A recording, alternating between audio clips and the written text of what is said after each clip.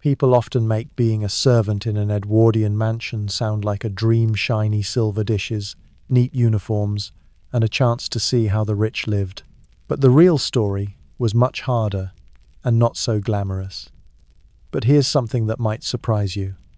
In the early 1900s, about 1.5 million people in Britain worked as servants. That's more than the number of people working in factories or on farms at the time. And most of them weren't living a fancy life like you see in shows like Downton Abbey. They worked 17 hours a day, often in dark and damp basements. At night, they slept in cold attics and had to empty chamber pots full of other people's waste. It was nothing like what you see on television. If you're enjoying this story, I'd be really thankful if you hit the like button or subscribe. I'm always curious to know where you're listening from, so leave a comment with your location and the time there. It's amazing to think people are falling asleep to this from all around the world. All right, let's go back to the year 1905.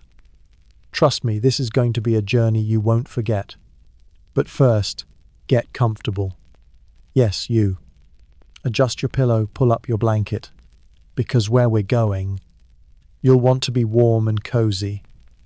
Now, close your eyes and open them again. But this time, you're not in your room. Welcome to Edwardian England. The year is 1905. You are Amelia Rose, 15 years old, daughter of a poor farmer from the East End of London. Your eyes blink open, but all you see is darkness. Not the kind with a soft phone light or a street lamp outside. This is a heavy, thick, pitch-black night. The kind that feels like it's pressing on your eyes. You're lying on a thin straw mattress. It crunches under you, and it smells musty and old. No soft bed. No clean sheets. Just a rough blanket scratching at your skin like sandpaper. This is your new life. And we're just getting started. The air is cold. Really cold. So cold you can see your breath in the air. And then you hear it. Soft snoring. 3 other girls are sleeping in this tiny attic room with you. One of them mumbles something in her sleep. Your stomach tightens. It's not just hunger, it's fear. Today is your first day as a scullery maid at Thornfield Hall, a big fancy house in the countryside of Hampshire. You remember your mother's words. She found this job for you through someone she knew. It's a good house, she said. They'll feed you, and you'll have a roof over your head. What more could a girl like you want? A girl like you. You knew what that meant. You're from a poor family. Factory work was too dangerous. The streets were worse. Being a servant was the safest choice. Suddenly, a bell rings. Not a soft bell, a loud, harsh one. It rattles through the silence like a warning.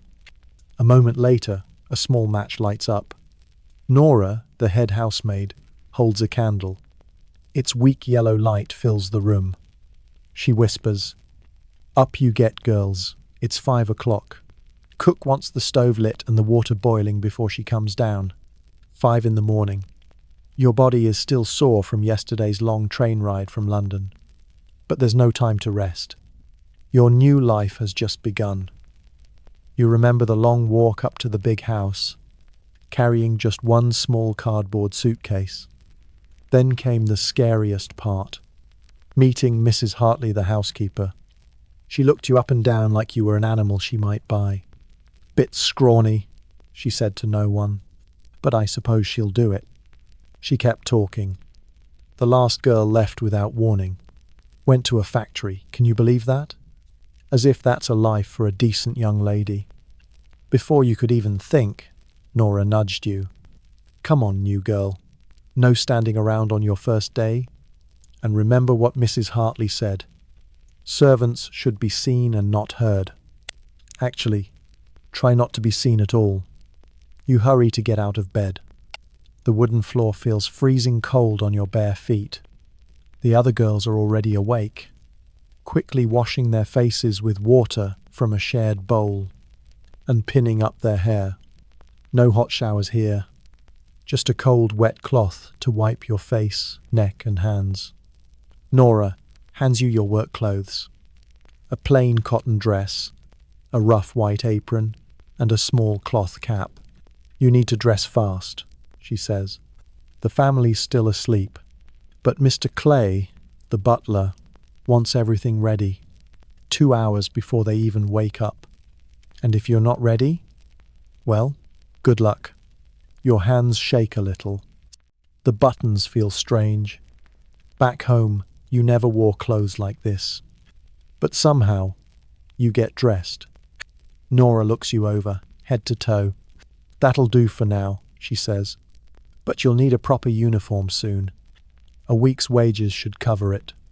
Your heart sinks. A whole week's pay just for the clothes you need to keep the job? Nora notices your face. She softens a little and gives a small nod. You'll get used to it. Don't worry, says Nora. Mrs. Patterson in the village can make uniforms cheap enough.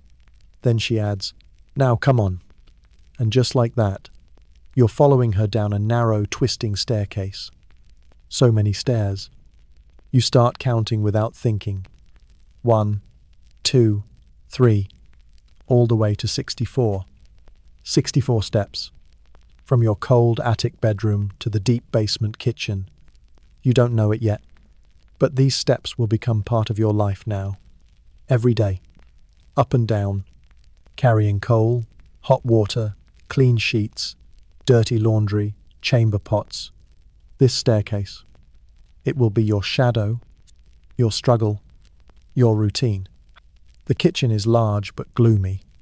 One wall is covered by a huge iron stove. Your new enemy and your responsibility. No buttons here. No electric cooker. Just heavy metal, black coal, and real fire. Nora hands you a shovel. Clear the ashes from yesterday first, she says. Then put the kindling like this. Coal goes on top. Make sure it catches properly. And if it doesn't, cook won't be happy, she warns. She'll shout. Maybe worse. You bend down. The ashes are cold and dusty.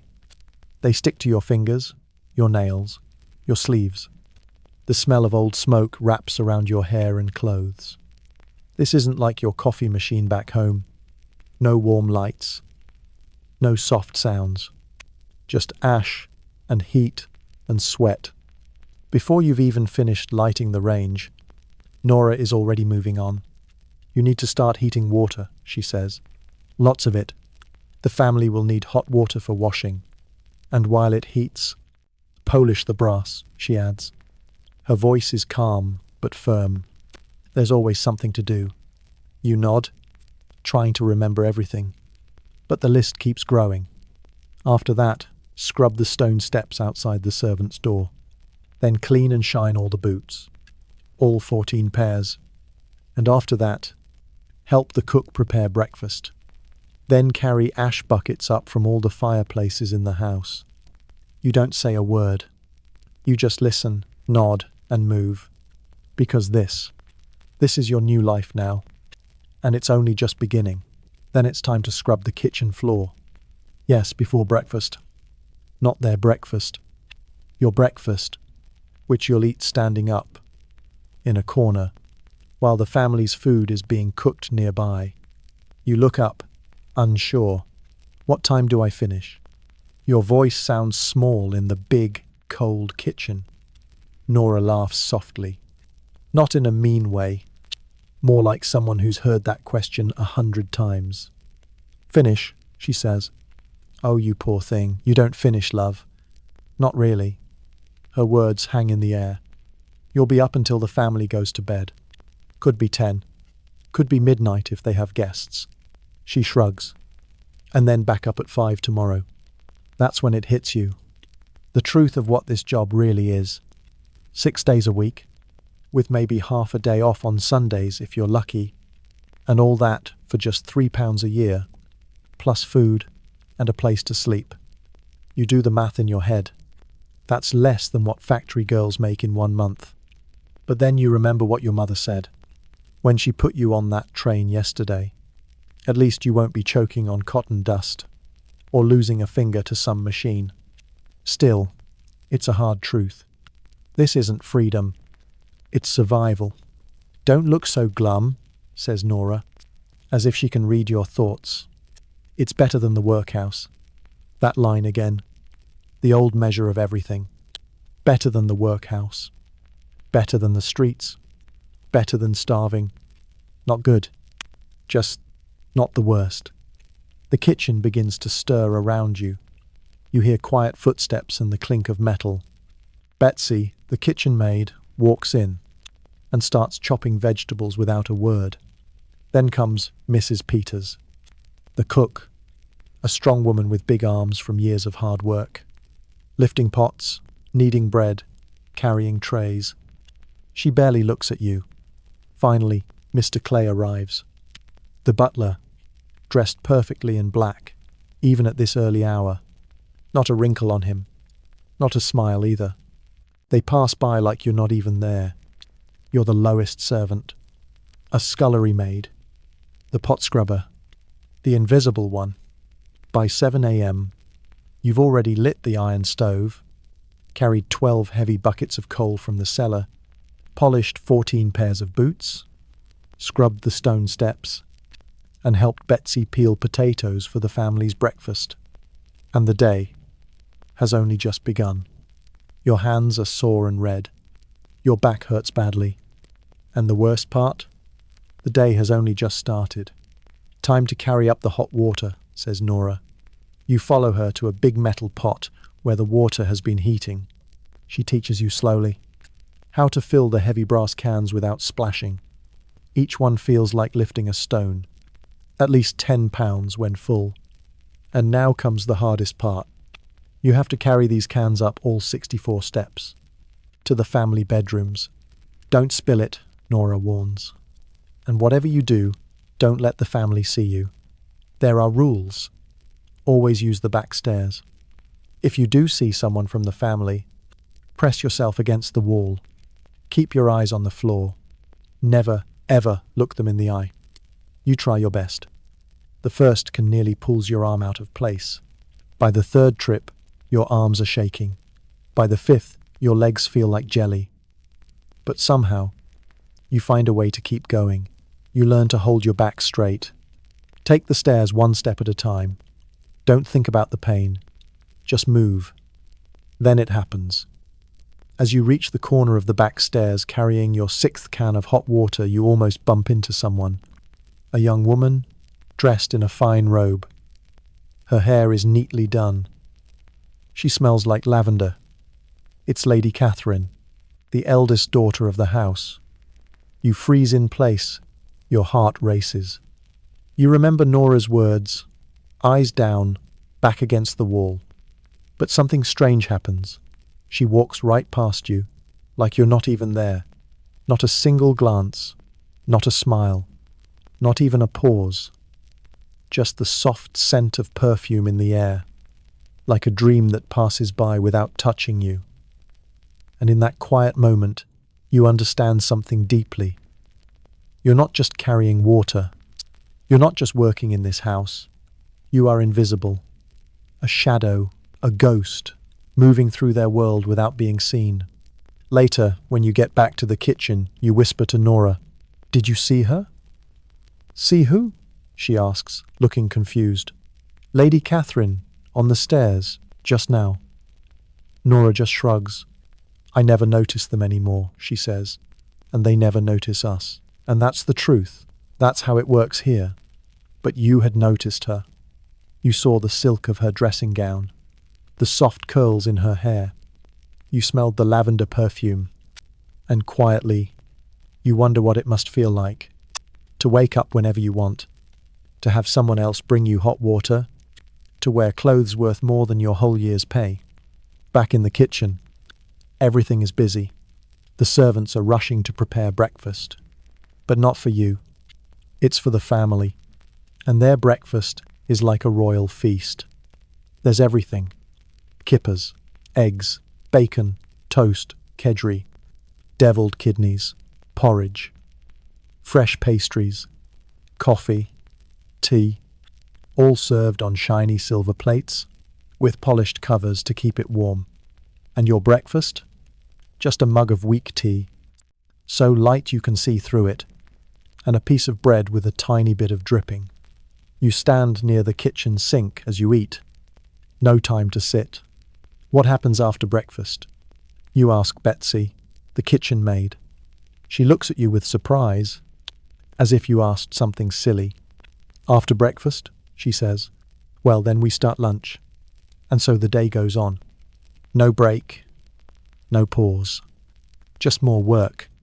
The morning becomes a blur, washing dirty pots, peeling endless potatoes, running back and forth for the cook.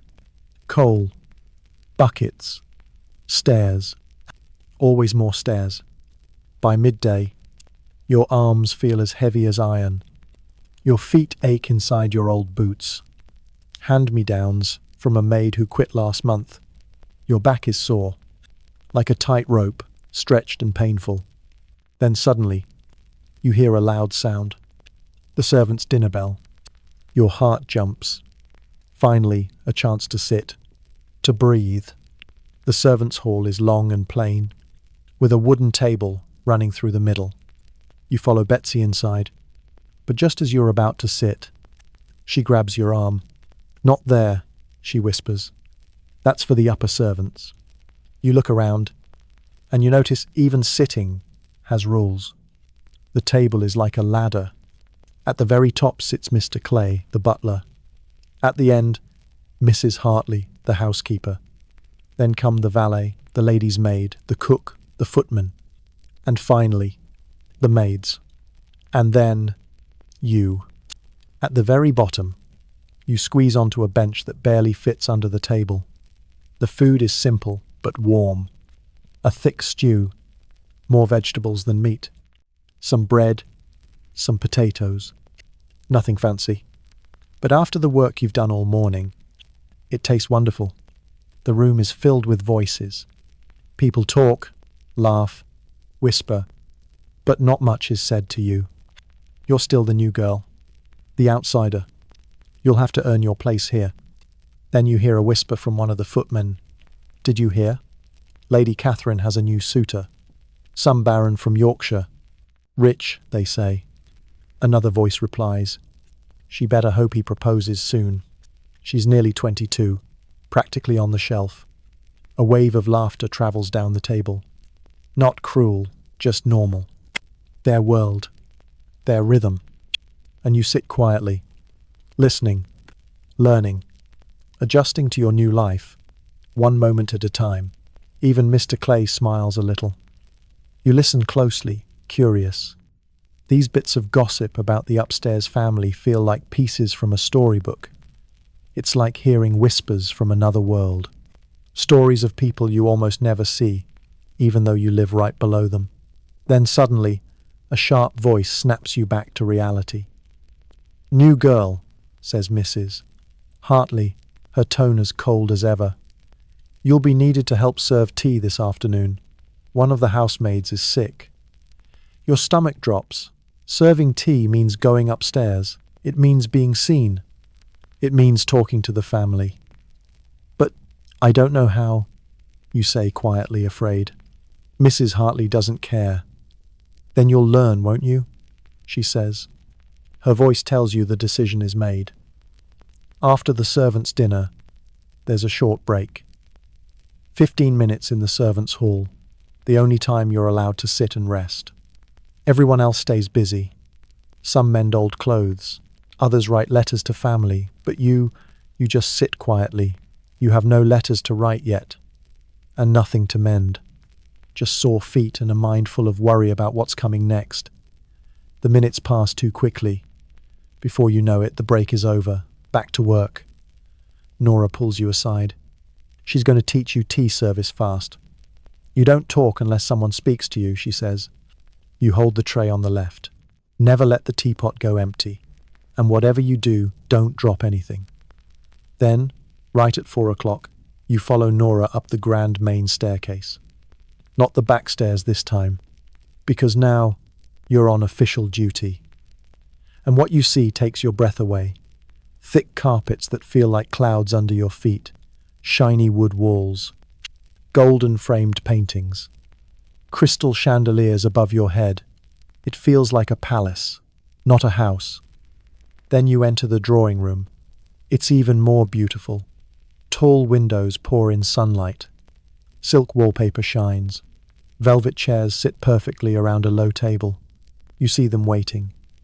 Lady Everly sits on a soft couch. Next to her are Lady Catherine. And two other women you don't know. Later you'll learn their names are Miss Florence and Miss Ada. All of them are dressed in pale-coloured gowns. Their hair is perfectly styled. They look like they belong in paintings. Nora gently nudges you forward. You're holding the tea tray. Your hands shake a little. You try your best. You offer tiny sandwiches and small cakes. Lady Everly picks up a cucumber sandwich, but doesn't look at you. Then something happens. Lady Catherine chooses a pastry, but pauses. She looks straight at you. You freeze. What should you do? Nora didn't tell you what to say if someone from the family speaks to you. You're new, aren't you? Lady Catherine says. Her voice is calm, not angry, just curious. Your mouth goes dry. But somehow, you answer. Yes, my lady. You whisper. What's your name? Amelia, my lady. She nods slowly. Well, Amelia, be careful with that tray. Those are Wedgwood plates. Each one costs more than you'll earn in a year. There's no hate in her voice. She's just saying the truth. Still, your face burns. You nod silently and keep serving. The conversation moves on, like you were never there. The Cartwright's ball was simply dreadful, says Miss Florence, and the ladies begin to laugh softly among themselves. One of the visitors in the drawing room says, the orchestra was second-rate, and the champagne not even chilled properly. I thought Lady Cartwright would faint from embarrassment. Then another voice joins in. Did you see what Mrs. Burnham was wearing? She giggles. That awful green satin made her look like an overripe pear. The women laugh. Bright, beautiful, well-dressed women living in their own perfect world. And you stand silently, holding your tray, as invisible as a shadow. You think to yourself, you've already been working for 11 hours, and the day isn't even close to over. Back downstairs. The kitchen is bursting with noise. Pots clanging, voices rising, dinner is being prepared. And this is no ordinary dinner. It's your first time seeing a real Edwardian formal meal, and it's overwhelming. Course after course, each dish carefully planned, each plate carefully arranged. Everything must be perfect. Even the family changes clothes again. The men wear black ties. The women wear glittering evening gowns. You're helping Betsy polish silver. She tries to explain it all. Dinner is served in reverse, she says. Important people get food last, not first. You try to keep up. Soup comes first, then fish, then entree, then the joint, then roast, then sorbet to clean the mouth. Betsy keeps going. After that comes game or poultry, then sweet, then savoury, then dessert. You blink. Wait, isn't sweet the dessert? Betsy laughs. Oh no, love. Sweet is like pudding or cake. Dessert is fruit and nuts. It's all so exact, so particular. And that's the word that sticks with you, particular. There's a right way and a wrong way to do everything.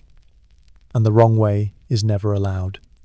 Even brass polishing has rules. You must use a special paste, a special cloth. You rub in perfect little circles. Chop the vegetables just right. Not too big, not too small. Set the table with rulers. Every fork and knife placed at a measured distance. Every plate lined up. And why? Because every tiny detail shows how rich the family is. Your whole job is to keep that perfect image alive, so that Lady Everly never has to think about where the hot water came from, or how the silver sparkles, or how dinner just appears perfect, warm and on time. By the time the family goes to bed, It's almost midnight. The kitchen must be cleaned again. Every pot, every dish, every surface. Only when it shines. Only when cook is satisfied. Are you finally allowed to leave? 17 hours after you woke up. You climb all 64 stairs back up to the attic. Your room is dark. Your roommates are already there, quietly getting ready for bed. No one speaks. Everyone is too tired. You slowly pull off your uniform. Your arms are heavy. You splash cold water on your face and drop onto your straw mattress. First day is always the hardest, says Nora from her corner bed. You'll get used to it. You're not sure you want to. Your body hurts all over. Your hands are red from soap and scrubbing. Your feet feel like you've been walking on stones. And yet, as you lie there in the stillness, hearing the quiet breathing of the other girls, something strange happens. Something you didn't expect.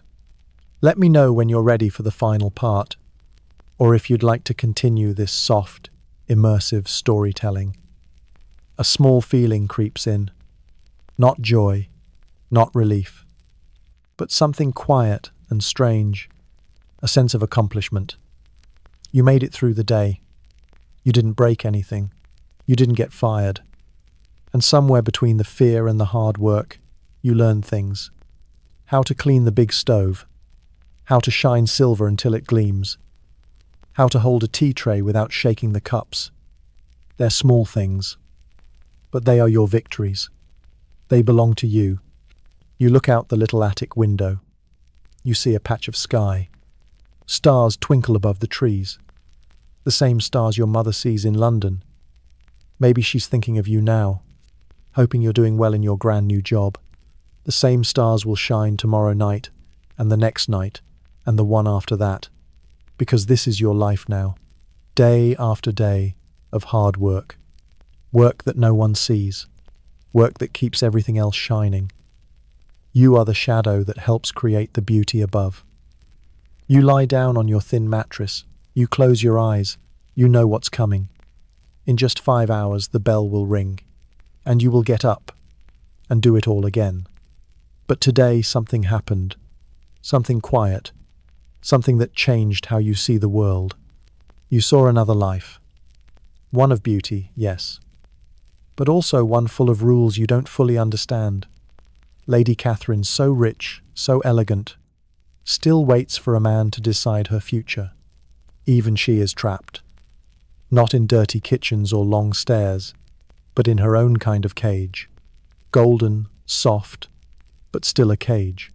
And then, just as sleep is coming, you hear something. Footsteps.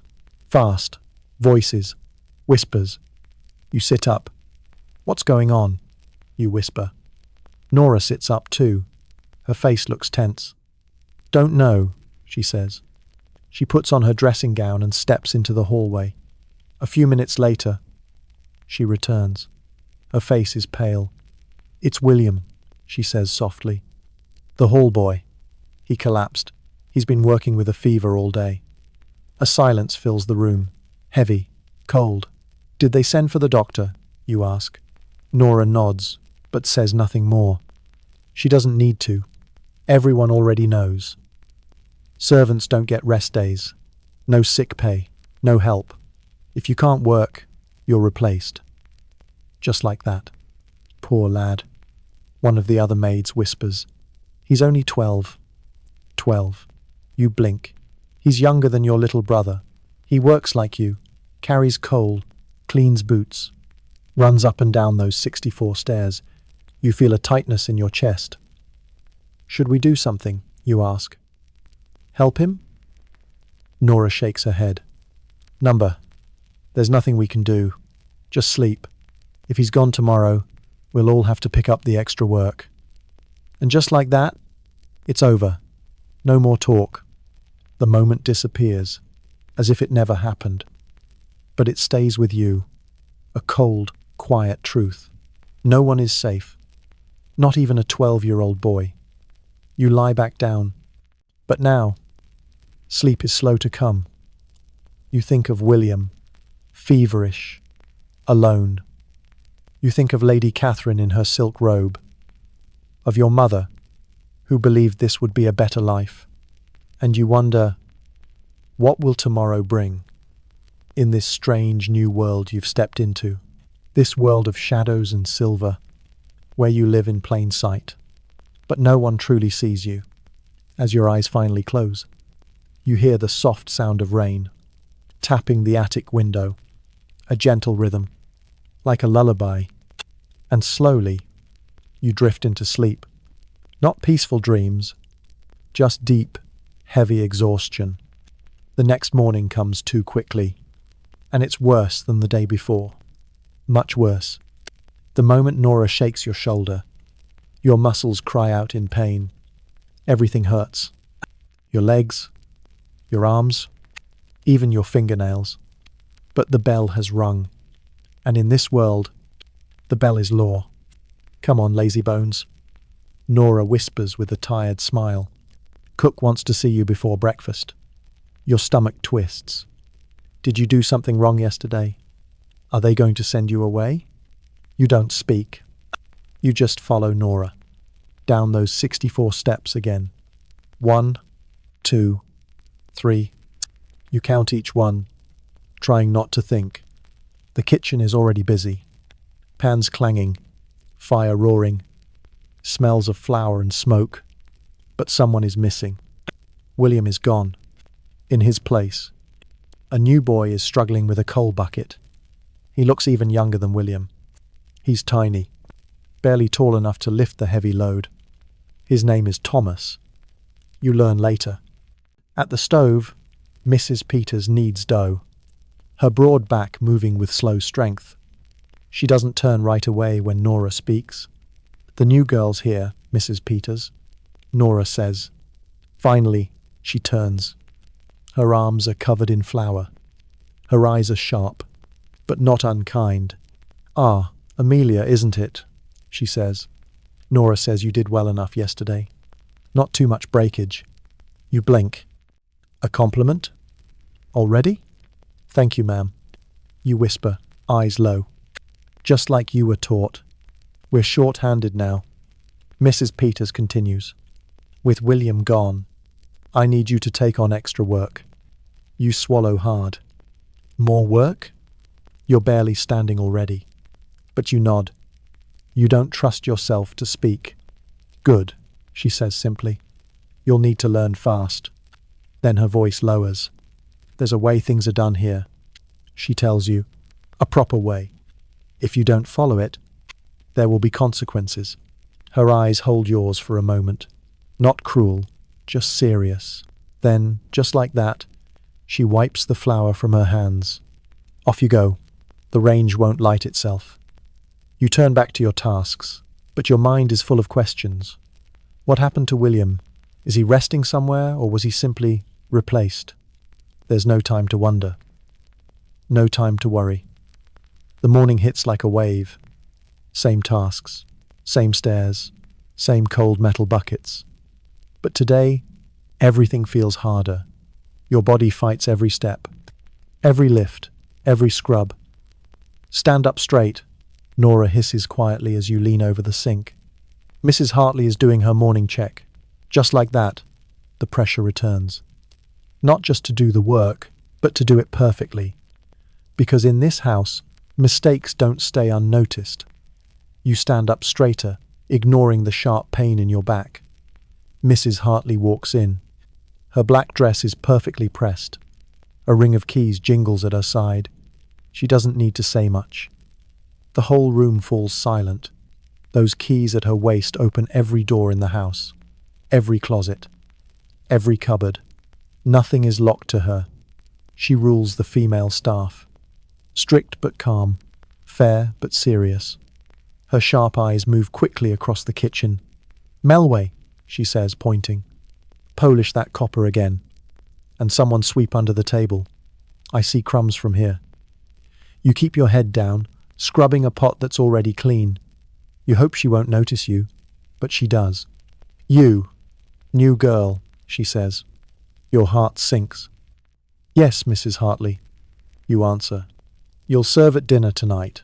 Nora will help you dress properly. I won't have the family seeing ragamuffins. And just like that, she's gone. The room feels tense again. Serve at dinner? You whisper to Nora, shocked.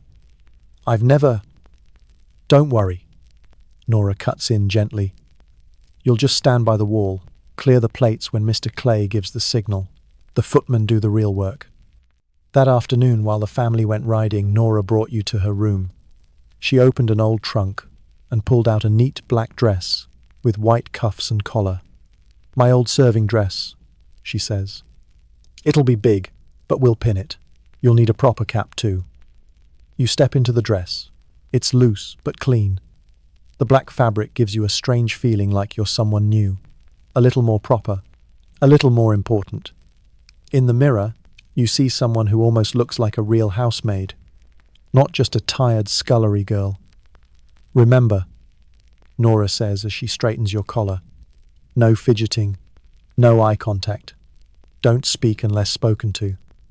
And whatever you do, don't drop anything. At exactly 6 o'clock, you follow Nora to the butler's pantry. Mr. Clay is there, inspecting silver. The footmen are waiting too, Thomas and James, both in crisp uniforms. Ah, the new girl, Mr. Clay says, looking at you closely. You'll stand by the sideboard. Watch Nora. When I nod, step forward. Clear from the left. Always from the left. And don't clink the china. You nod. You don't dare say a word. Then the moment comes. You see it. The dining room. And it takes your breath away. Crystal glasses shine under a tall chandelier. Silver sparkles on pure white cloth. Fresh flowers fill the air with soft perfume. Don't gawk, Thomas mutters from the side. Makes you look simple. You snap your mouth shut, back straight, hands clasped.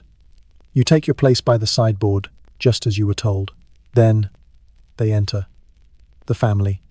Lord and Lady Everleigh come first, walking with elegance. Lady Catherine follows, then Lord Henry, home from Oxford for the summer. 2 more guests join them. Sir William and Lady Barton from a nearby estate. You watch them quietly. They sit down. James pulls chairs.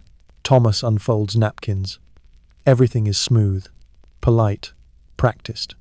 They talk as they eat, as if this moment has happened 100 times before.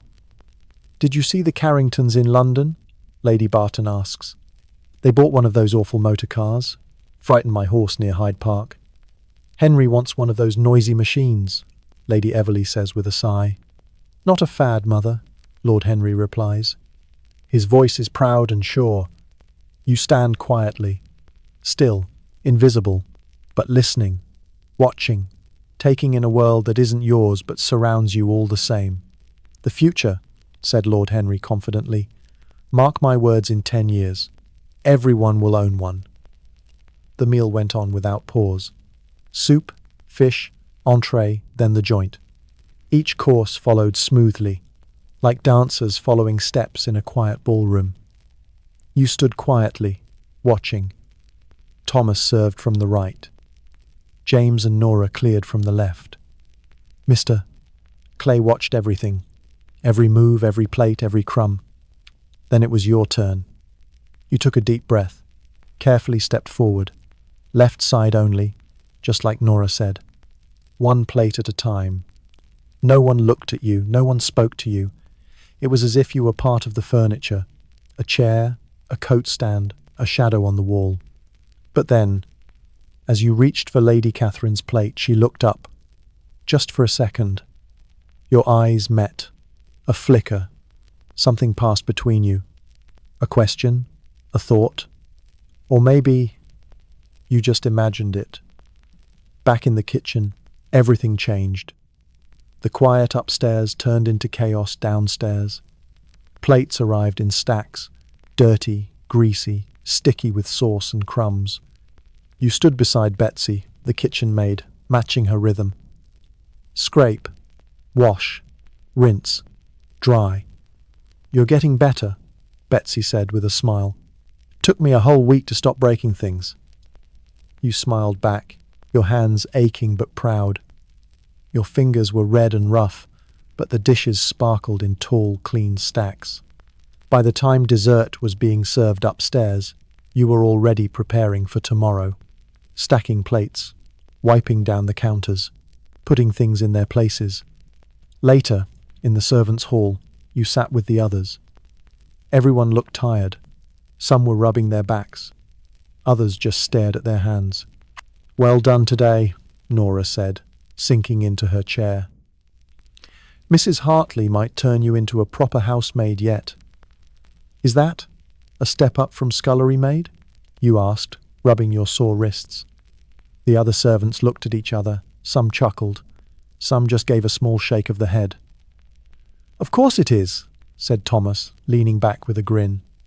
"Let me tell you how things work down here." He pointed to Mr. Clay, who had already gone upstairs to attend to Lord Thornfield. "He's the general," Thomas said. "Nothing happens without him. Then comes Mrs. Hartley. She runs the female staff, except the cook," added Nora. "Mrs. Peters reports to Lady Everley directly." Thomas nodded. "Then there's the valet and the lady's maid. They work with the family, so they're top tier." "Then us footmen," he said proudly, patting his chest. "Ranked by height and looks. Taller ones earn more." "What?" you said, eyes wide. "That's not fair." "We're decorative as well as useful," Thomas joked. "Why do you think I got hired? Not for my brains, that's for sure." Everyone laughed. Even you. Then Nora explained more. "After footmen come housemaids, then kitchen staff, then us scullery maids and hall boys." You thought quietly for a moment. "So, if I became a housemaid, that would be a promotion?" "A big one," Nora confirmed. "Better pay, better hours, and you work upstairs more." "Guests leave tips sometimes," Betsy added. "Real money. You could send some home." That thought stuck in your mind. "Extra money, maybe enough to help your mother." "How long does it take?" you asked. "To move up?" Everyone looked around. Another shared glance. It made you feel like you'd asked a question you weren't supposed to. "Depends," Nora said. "Some never move up. Some jump ahead. But only if they have the right," she paused, "qualities." The way she said it made you feel cold. She didn't mean hard work. She meant something else. "Don't get ideas," Thomas said gently. "Nothing wrong with wanting more, just don't aim too high. Too much ambition makes enemies in service. Best way to survive?" He leaned in. "Know your place, and stick to it. That's my advice. Your place being 6 feet tall and empty-headed." "James," the second footman, joked. Thomas cuffed him lightly on the ear. The others laughed. "But you didn't. You just listened, quiet and thoughtful, as the conversation rolled on. Because now, you were starting to see something. The hierarchy wasn't just about cleaning and cooking. It was something bigger, like an invisible ladder you were expected to stay at the bottom of. That evening, the quiet part of the job began. After dinner, you followed Nora through the halls, helping her turn down the beds. This was the upstairs world. The world of golden lamps and velvet curtains. The world of money and ease. Each bedroom felt like a dream. 4 poster beds with silk drapes. Silver brushes lined up on polished tables. Perfume bottles sparkling like jewels. "Lady Catherine has more dresses than I've seen in my whole life," you whispered, gently folding back the bed covers. "And each one costs more than we make in a year," Nora replied, like she'd said it 100 times before. "That's just how it is," she added. "They have. We don't. No use thinking about it." "But you did think about it. You couldn't stop thinking about it. You thought about your attic room with its peeling paint and shared basin. You thought about Lady Catherine, not much older than you, never scrubbing a floor, never lifting a coal bucket. Her room was quiet and soft. Beside her bed sat a book, a novel by Jane Austen. You'd heard of her, but never had the chance to read her stories. Servants weren't encouraged to read unless it was the Bible or a prayer book. "Do you ever wonder," you whispered, as you fluffed her pillows, "what it would be like to live like them?" Nora paused. Her face grew serious. That kind of thinking leads nowhere good. Be content with your lot, she said. There's plenty worse off than us. That night, back in your attic, her words echoed in your head. Be content with your lot. Words you'd heard 100 times before. It was what people said to girls like you. To keep them quiet. To keep them still. But tonight, something inside you stirred. A small voice. A little rebellion. Why shouldn't you dream? Not of ball gowns or riches, but of something more. Something better than never-ending chores and aching hands.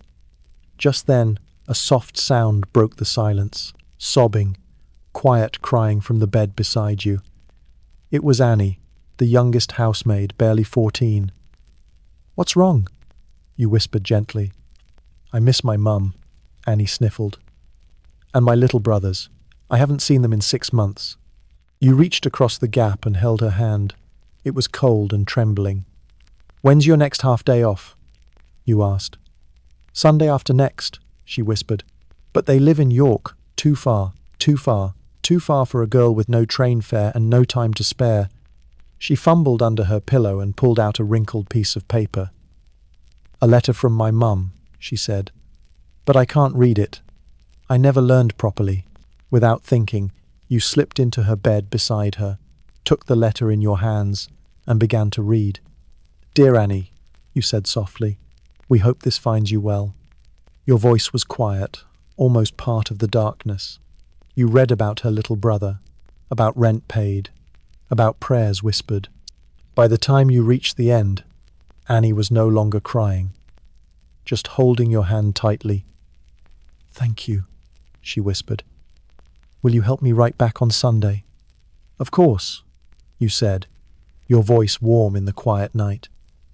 You gave her hand a gentle squeeze and tiptoed back to your own bed. Lying there, you stared at the ceiling, the wood beams like shadows above.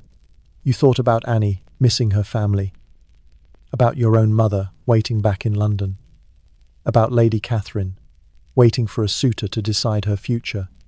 Everyone waiting, everyone tied to someone by invisible threads. And you began to understand. The house wasn't just split by rank and money. It was held together by something deeper, rules that weren't written, walls that weren't made of stone, class, opportunity, education, luck. All of it like glass clear, solid, impossible to climb. You closed your eyes, your mind full, your body tired, your heart quietly whispering, maybe someday things can be different.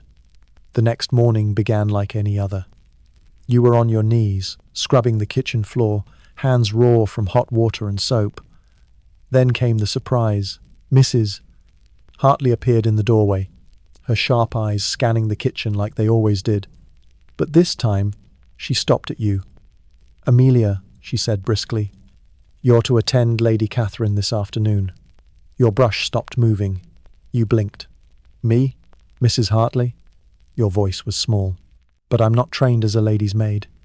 She didn't smile. "Obviously," she replied, dry as dust. "But Lady Catherine asked for you herself. She said you had a steadier hand than the others. Her usual maid is unwell. Nora is needed elsewhere. So, you'll have to do." And with that, she turned and walked out of the kitchen before you could say anything more. You sat frozen for a moment, wet brush in hand, wondering what Lady Catherine could possibly want from someone like you. The answer came that afternoon. You'd washed your hands twice, scrubbed your face pink, and tried your best to make your hair lie flat. Now, you stood outside Lady Catherine's room, heart racing, knuckles tapping gently on her door. "Ah, Amelia," she said, looking up from her writing desk. "Good, come in and close the door." You obeyed, feet barely making a sound on the soft rug. The room smelled like lavender and polish. Sunlight filtered through lace curtains, casting golden light on her pale hair and the soft folds of her dress. "My mother is insisting I go through my wardrobe before the London season," she said, waving toward the bed. There were so many dresses. Silk, lace, velvet piled high in colours you'd only ever seen on paint charts. "Apparently, I have too many clothes," Lady Catherine said with a sigh. "Some are to be given away. I need help choosing which. You hovered awkwardly near the bed. Were you supposed to fold? Give opinions? Just stand there? Lady Catherine looked at you and softened slightly. I know this isn't your usual job, she said, but I noticed you yesterday. You seemed different, more observant. You felt your face go warm. A compliment from someone like her. Thank you, my lady, you said quietly. So, she continued, you'll help me decide which dresses go to my cousins in Hampshire. They're less fortunate than us. You nearly laughed at that. Less fortunate. Even her cousins were probably surrounded by maids. But you said nothing, keeping your expression polite. She picked up a pale blue silk gown, embroidered with tiny pearls. This one? She asked. Too juvenile, perhaps? It's lovely, you said carefully. The colour would suit you very well. She paused, eyeing you. You've got an eye for colour, Amelia. Interesting. Dress after dress followed, some trimmed with lace, others stiff with heavy brocade. You answered when asked. At first nervously, then with a bit more confidence. It was strange. Sitting in her room, sunlight spilling through the windows, talking about fashion with someone who lived a world apart. Lady Catherine didn't treat you like a friend, but for an hour, she didn't treat you like a shadow either. Still, some lines couldn't be crossed. She never asked about your life. Not where you came from, not who you missed, not what you hoped for. Even now, you were still the maid. Just a helpful one. At last, you were folding the gowns she no longer wanted, when she paused again. Amelia, she said suddenly, can you read? You blinked at the question. Yes, my lady. My mother taught me. Good, she said, sounding pleased. I have some books I've finished with. You may take them if you like. Books? Real books? Your heart fluttered. Thank you, my lady. That's very kind. She waved her hand. It's nothing, she said. I just think it's a shame so many people never get the chance to read good literature. She turned to her bookcase, ran her fingers over the spines. Then she chose 3 and handed them to you. Pride and Prejudice by Jane Austen, Jane Eyre by Charlotte Bronte, and a newer one, Howard's End by someone called E.M. Forster. Hide these well, she warned gently. Mrs. Hartley wouldn't approve of servants reading novels. You nodded, arms tight around the precious books. Your whole life, you'd lived in a world where books were out of reach. Now, here they were resting in your hands. Not just stories. Possibility. A quiet door opening. You clutched the books to your chest, overwhelmed by this unexpected gift. Not just the books themselves, but the recognition that you might want to read them, that you had a mind that craved more than just instructions on how to black arrange or polish silver.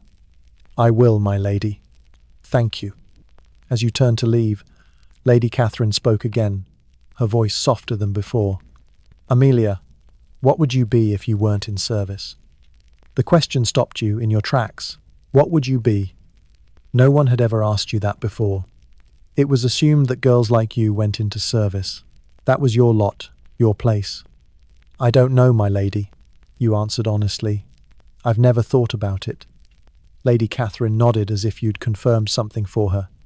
Neither have I. About myself. I mean, funny, isn't it? All these choices for what to wear, but not for what to be. You didn't know how to respond to that. It seemed too intimate, too revelatory, so you simply curtsied and left the precious books hidden beneath your apron. Back in the servants' hall, Nora raised an eyebrow at your flushed appearance. What did her ladyship want then? Just help sorting some dresses, you replied, careful to keep your voice neutral. The books were your secret, a private treasure. Nora snorted. Above my pay grade, fashion consultations. Still, if she's taken a fancy to you, that could be useful. Just don't get ideas. There it was again. That warning. Don't get ideas. Stay in your place. Accept your lot. But as you returned to your duties, peeling potatoes for dinner now, you couldn't help but wonder, what would you be if you weren't in service? A shop girl, perhaps? A teacher? Or something else entirely? Something you couldn't even imagine yet. And Lady Catherine, what would she be, if she weren't an earl's daughter? If she had to work for her living like you did? These dangerous thoughts swirled in your mind as you prepared vegetables, carried coal, polished silver. The work was still hard. Your body still ached. But something had shifted. A window had opened, just a crack showing a glimpse of possibilities beyond these walls.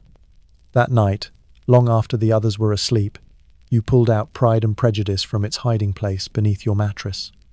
By the dim light of a stolen candle end, you began to read about Elizabeth Bennet and Mr. Darcy, about a world where love crossed boundaries of class and status. Just a story, of course. Just fiction. But in the quiet darkness of the attic, it felt like a small act of rebellion. A tiny flame of hope that maybe, just maybe, there could be more to life than knowing your place and staying in it. Summer faded into autumn at Thornfield Hall. The trees in the great park turned gold and crimson. Mornings grew misty, afternoons shorter. The family went away to London for a fortnight, leaving the house half empty and strangely quiet. "It's not much of a rest for us," Nora told you as you polished the great oak banister together. "Just different work. Spring cleaning in autumn." She was right. With the family gone, Mrs. Hartley unleashed a frenzy of deep cleaning. Carpets beaten, furniture moved, floors scrubbed beneath, curtains taken down, washed and rehung. Silver polished within an inch of its life. But there was something almost pleasant about it. The pressure was different. No bells ringing at all hours. No formal meals to prepare and serve. Even Mr. Clay seemed more relaxed, allowing the staff an extra half hour at dinner and turning a blind eye when Thomas smuggled in a bottle of beer from the village. "They'll be back Saturday," Mrs. Hartley announced at breakfast on a brisk October morning. "And they're bringing guests for the shooting partisan in all. We'll need to prepare the blue bedroom, the rose bedroom, and the 4 guest rooms in the east wing." A collective groan rose from the assembled staff, quickly stifled when Mrs. Hartley's sharp eyes swept the table. "Amelia," she continued, "you'll be assigned to help Ellen with the guest rooms." Later that morning, Nora said, "You've learned quickly." Your heart gave a little leap. Another small promotion. Not quite a housemaid yet, but no longer just a scullery maid either. Just then, Ellen, one of the junior housemaids, gave you a friendly nod across the table. At that moment, Mrs. Hartley spoke up. "And I need someone to go into the village this morning for extra candles and soap. The delivery won't come until tomorrow, and we need them today." Without thinking, your hand shot up. "I'll go, Mrs. Hartley." She looked surprised, but nodded. "Very well. Be back by noon." For the first time, you were allowed to leave the grounds since arriving at Thornfield. As you stepped outside, the 2-mile walk to the village felt glorious. Crisp air filled your lungs. Autumn sunshine warmed your face. You hadn't realized until now, but you really missed walking freely down a country lane. Soon after, you arrived in the village. It was smaller than expected, just a few stone cottages, a church, a green, some shops, and a pub called the Red Lion. Luckily, you found the chandler's shop quickly and placed Mrs. Hartley's order. "From up at the hall, are you?" the shopkeeper asked while wrapping the soap. "Yes, sir. Just started this summer." After a short pause, he asked, "How are you finding it?" You weren't sure what to say. In the end, you replied, "It's hard work, but the food's good." He laughed. "That's more than most can say." Then, lowering his voice, he said, "You working for Mrs. Hartley? Proper dragon, that one. Been terrifying the staff up there for 20 years, so they say." You smiled a little. "She's strict, but fair. Mostly." "Well," he said kindly, "you seem a sensible girl. Not like some they get up there. Had one last year who ran off with a travelling salesman. Never heard from again." Hearing that, you thought about how many girls had come before you and how many had dreamed of running away. With your purchases done, you noticed you still had time. Across the green, the church tower caught your eye. It looked tall and peaceful under the sky. Inside, it was cool and dim. The air smelled like old stone and beeswax. Grateful for the stillness, you slipped into a pew near the back. For once, you could sit down and breathe without being told what to do. Soon, the peace was broken by soft footsteps. A man stepped out from a side door. You guessed he was the vicar. "Hello there," he said kindly. "Just visiting?" "Yes, sir. I work up at the hall. Had an errand in the village." He nodded, smiling gently. "Ah, one of Mrs. Hartley's girls. I'm Reverend Clark. You're welcome here any time, my dear." Then he added, "We have service at 11 on Sundays. Some of the staff come down when they can get away." "Thank you, sir. I'd like that." Even if it was church, the idea of one peaceful hour each week felt like a gift. "There's a servants' reading circle too," he said. "Sunday afternoons in the parish hall. Books, tea, conversation. Nothing fancy, but it breaks the routine." At once, your heart jumped. A reading circle. Other servants who like to read. "What sort of books?" you asked, trying not to sound too eager. "Oh, all sorts. Miss Palmer from the doctor's house brought Dickens last week. And Mrs. Brown, who cooks for the Andersons, is fond of Mrs. Gaskell." He smiled at your wide eyes. "You like to read, then?" Quickly you nodded. "When I can, sir, but there's not much time." He gave a soft sigh. "No, I don't suppose there is. Well, you'd be welcome too, until 4 most Sundays." You thanked him and slipped out, your mind buzzing with this new possibility. A reading circle, people like you, servants coming together to talk about books. It seemed almost too good to be true. Back at Thornfield, you hid your excitement beneath a calm face as you delivered the soap and candles to Mrs. Hartley. But later that night, as you lay in bed, you thought about Reverend Clark's invitation again. If only you could get a few hours off on Sunday.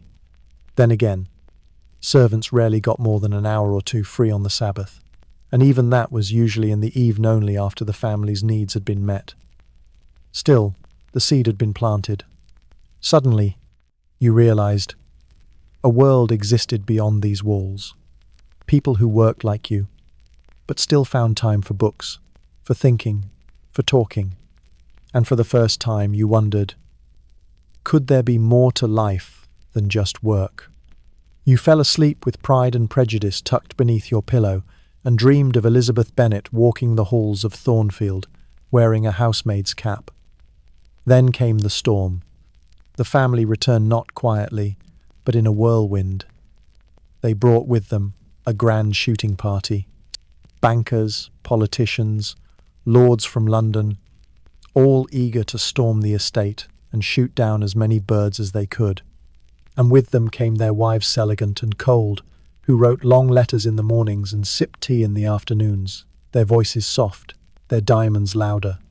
Lady Catherine moved among them with perfect grace. But sometimes, when no one was looking, you saw it a small yawn she tried to hide. Then the real work began. More beds to make, more meals to serve, more baths to fill, more boots to polish.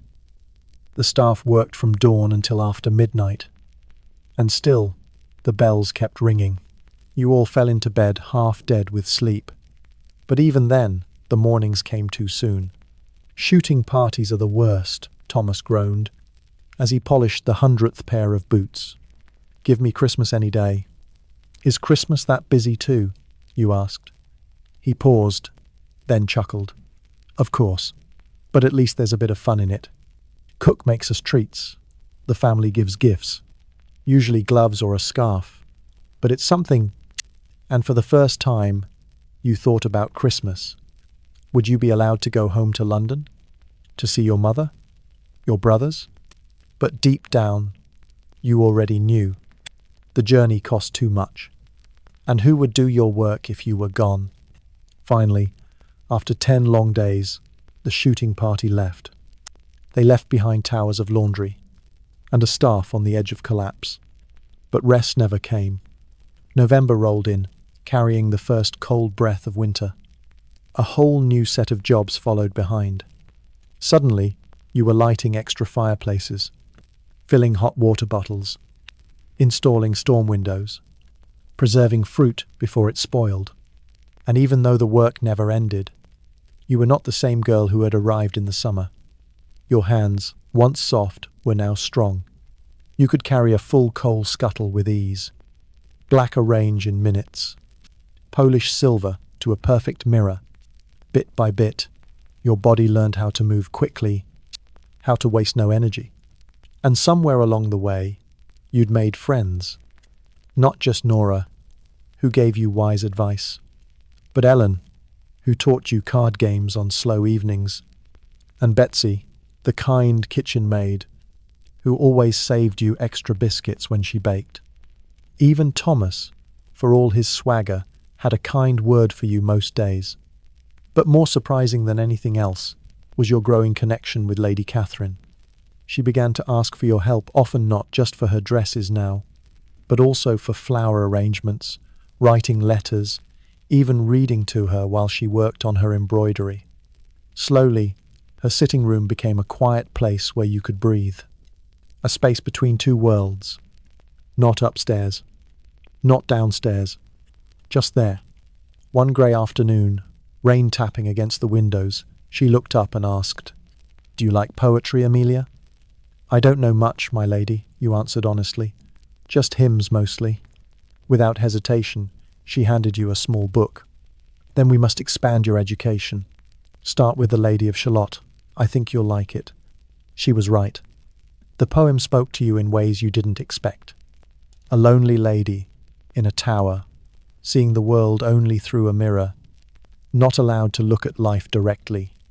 Somehow, it felt too familiar. "Why does she leave the tower?" you asked, your voice quiet. "She knows it will kill her." Lady Catherine paused, thread forgotten in her lap. "Because she falls in love with Lancelot," she said. "With the idea of him, really, she's never even met him." "But she dies," you said softly. "Yes," Lady Catherine nodded. "But she sees the real world. If only for a moment. Maybe that's worth dying for." That stayed with you.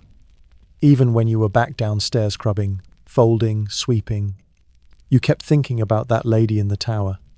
Was Lady Catherine in her own kind of tower? Beautiful, rich, but trapped. Were you? Winter came fully now. Everywhere snow blanketed the estate, sparkling in the morning sun. And though it looked magical, it meant more work. More coal to carry. More wet boots to dry. More frozen steps to clear. But still, there was something cheerful in the air. Christmas was coming. The house filled with the smell of cinnamon and pine. Servants sang carols softly at night. There was spiced cider, laughter, the promise of gifts. Even the work felt lighter. On Christmas Eve, the family held a party for local guests. It was your biggest night yet. You were allowed to help serve. No longer a scullery maid. You balanced trays of champagne and small snacks, walking through the glowing hall. Everywhere you looked, candles flickered. Ladies in velvet and lace laughed softly. Men in dark coats held silver glasses. A quartet played music that made everything feel like a dream. But then, something happened. You were moving through the crowd, offering drinks like Nora taught you, eyes down, hands steady, when a young man brushed his fingers against yours. "Well, hello there," he said, voice slurred by too much wine. "Aren't you a pretty little thing?" Your heart jumped. You kept your eyes down, your face hot with shame. Nora's warning echoed in your mind. Avoid. Escape. Never talk back. "Another glass, sir?" you murmured, already stepping away. "I'd rather have you bring it to my room," he whispered, leaning in. Midnight. Blue bedroom. Before you could even breathe, another voice sliced through the air. Calm, sharp, unshakable. "I believe my mother is looking for you, Mr. Barton." It was Lady Catherine, standing beside you. Cool expression, eyes like steel, Mr. Barton flinched, straightened his tie. Lady Catherine, lovely party. Your mother's taste is unmatched. She's right over there, she said sweetly, wondering where you've gone. There was no kindness in her smile, just dismissal, dressed in politeness. And like that, Mr. Barton turned and vanished into the crowd. Mr. Barton hesitated, then gave a stiff bow and walked away quickly. You let out a slow breath. Thank you, my lady, you whispered, heart still racing. Men like that are tedious, she said softly, her tone sharp but calm. All hands and no conversation. Be careful. He's staying until New Year's. With that, she turned and left. But you stood frozen for a moment, stunned by what had just happened. For the first time, someone had stepped in for you. Not as a servant, but as someone who needed protection. That moment stayed in your mind. Lady Catherine had defended you. Not because she had to, because she wanted to. Christmas morning came bright and cold. Upstairs, the family gave each other gifts, attended church, and returned to feast. The kitchen was chaos. Steam, shouting, smells of goose and pudding. It wasn't until hours later, after the family had gone to their drawing room, that the servants got their turn. Finally, the pace slowed. You gathered in the servants' hall, tired but excited. Mrs. Hartley handed out presents from the family. Just like Thomas had said, they were practical things.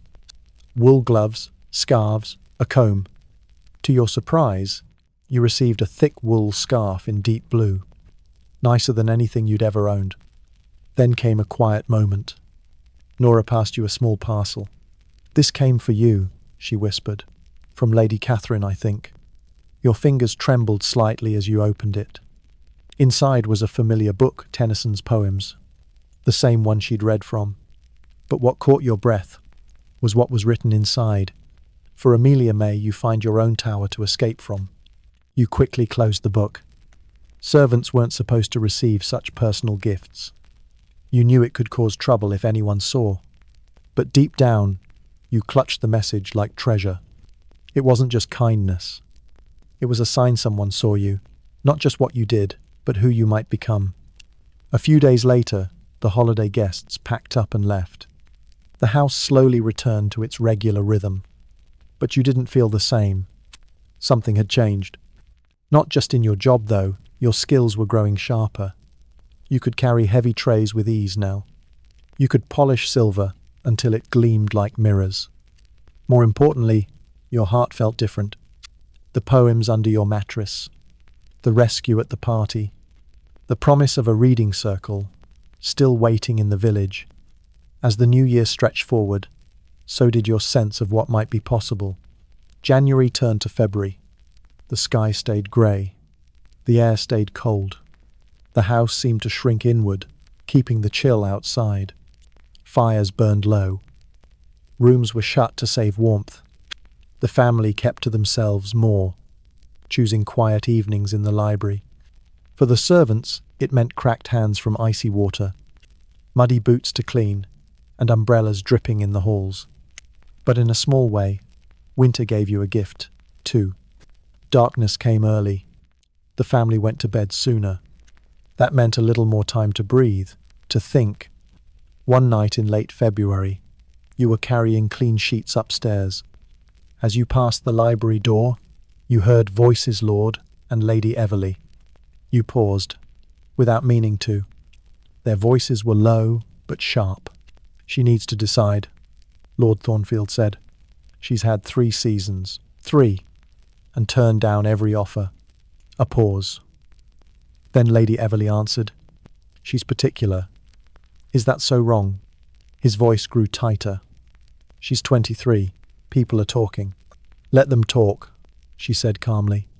I won't force her. Another silence. Then, it's not about force, Eleonora. It's about duty, family, a future. If Henry can propose to Lady Brenda, surely Catherine can do the same. There was tension in the air. Catherine isn't Henry, she said gently. Well, what is she then? Lord Thornfield asked, frustrated. A pause so long you barely breathed. Different, Lady Everly said finally. She always has been. All those books, all those ideas. Lord Thornfield's voice was heavy. She needs to put away childish things. Books won't give her a home and family. Then he added sharply, and marriage might not bring happiness either. His voice rose suddenly. Happiness? What does happiness have to do with it? This is about duty, about what's expected from someone in her position. You knew you should walk away. Servants weren't allowed to listen to private conversations. It could cost you your job. But still, you stayed. You couldn't help it. You were hearing a side of Lady Catherine's life no one spoke of. She has until the end of the London season, Lord Thornfield said firmly. If she hasn't accepted an offer by then, I'll choose for her. There was a long silence. You wouldn't, Lady Everly replied quietly. I would, he said flatly. And she knows I would. Maybe that will finally push her to be less particular. Just then the sound of footsteps made you jump. Your heart raced. You turned away and hurried toward the linen closet, pretending you had heard nothing. But inside you were shaken. What you'd just overheard was not meant for you, yet it stayed with you. Later that week, you were helping Lady Catherine organize her writing desk. You watched her closely, wondering if she knew what her father had said. Suddenly she looked up. Is something wrong, Amelia? You're quiet today. No, my lady, just tired. You paused, then carefully asked, If I may, will you be going to London soon? For the season? Lady Catherine gave a small grimace. In April, the annual marriage market. How I loathe it. You don't wish to marry, my lady? You instantly regretted the question. Too bold, too personal. But to your surprise, Lady Catherine didn't scold you. She sighed, setting down her pen. It's not marriage itself I object to, she said. It's marriage as a transaction. My father sees it as a trader family name for someone else's money or power. She shook her head slowly. I want more than that. Like Elizabeth and Mr. Darcy, you said before you could stop yourself. Her eyes lit up. You've been reading Austen? Good for you. Then, with a half smile, she added, Yes, something like that, though I'd prefer less arguing at first. But her smile faded quickly. This isn't a novel, is it? In real life, people like me don't get to marry for affection. We choose from what we're offered. She looked down, her voice lowered. Or we don't choose at all, and the choice is made for us. There was a silence between you. Then she straightened her back and gave a light shrug. Enough of that. Have you finished Pride and Prejudice yet? You talked about the book, but her earlier words echoed in your mind. Later, lying in bed, you thought about her life. A beautiful cage. Just like yours, different bars. Same prison. Then came March. Rain and wind. Then warm sunshine that caught everyone off guard. Suddenly, crocuses appeared, pushing up through the snow. Birdsong returned. The windows were opened. Winter curtains were taken down, replaced with soft spring colours. Even the food changed. Lighter soups, fresh greens from the garden. One sunny morning, Mrs. Hartley called you into her office. She didn't waste time. Amelia, she said, Nora tells me you've been learning quickly. You work hard. You listened, trying to stay calm. We're short-staffed now, with Ellen leaving to get married. She sniffed disapprovingly, like marriage was something silly. I'm promoting you to junior housemaid. You'll earn 12 a year and move to the housemaid's dormitory. You could hardly breathe. You stared at her in shock. Then joy rose in your chest. A new title. A small step forward. But it felt like the world had opened a little wider. A promotion after less than a year in service. From scullery maid to housemaid skipping over the position of between maid entirely. Thank you, Mrs. Hartley, you managed to say at last. I'll work very hard. She nodded curtly. See that you do. You start tomorrow. Nora will show you your new duties. As you stepped out of her office, your heart raced. You could barely stop yourself from skipping down the hallway. Of 12 a year. almost 4 times what you'd been earning before. Enough to send money home to your mother, maybe even save a little. And the housemaid's dormitory a true step up. Fewer beds, larger windows, and even your own chest of drawers. No more cramming your things in shared space. That evening, as you packed your few belongings, Nora came and sat on your bed. Her expression was a mix of pretty and something else. "You've done well," she said softly. "Faster than most." Then she hesitated. But what?" you asked, turning to face her. She looked uneasy. "Just be careful." A long pause followed. "Some of the other girls might be jealous.